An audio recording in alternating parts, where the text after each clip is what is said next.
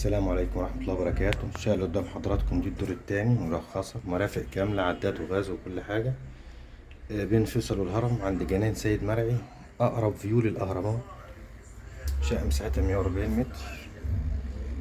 زي ما حضراتكم شايفين الشمس داخلة الشقة ازاي، مش مجروحة على الإطلاق.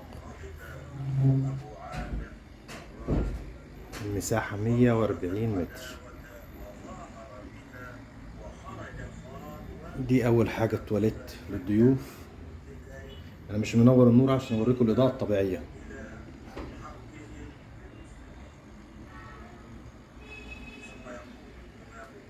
ده مطبخ أمريكي زي ما حضراتكم شايفين، البيع بالعفش أو بدون العفش. هنقول لحضراتكم على السعر. الريسبشن زي ما حضراتكم شايفين، حرف ال 3 قطع. دي جنان سيد مرعي، اهرامات زي ما انتم شايفين مباشر، اقرب فيو للاهرامات بدون اي مجرح على الاطلاق.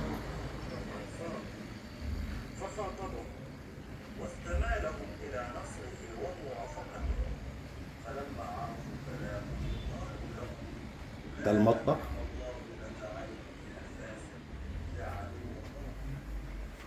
ده الحمام،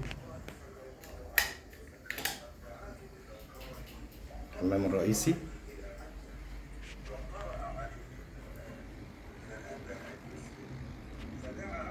ده الجزء الثاني من الريسبشن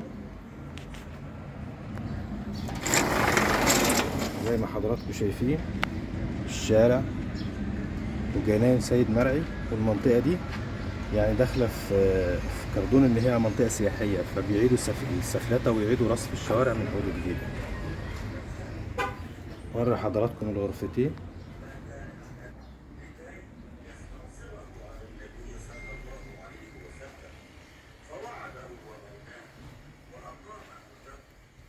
دي غرفة زي ما حضراتكم شايفين، دي غرفة دريسنج، غرفة ملابس.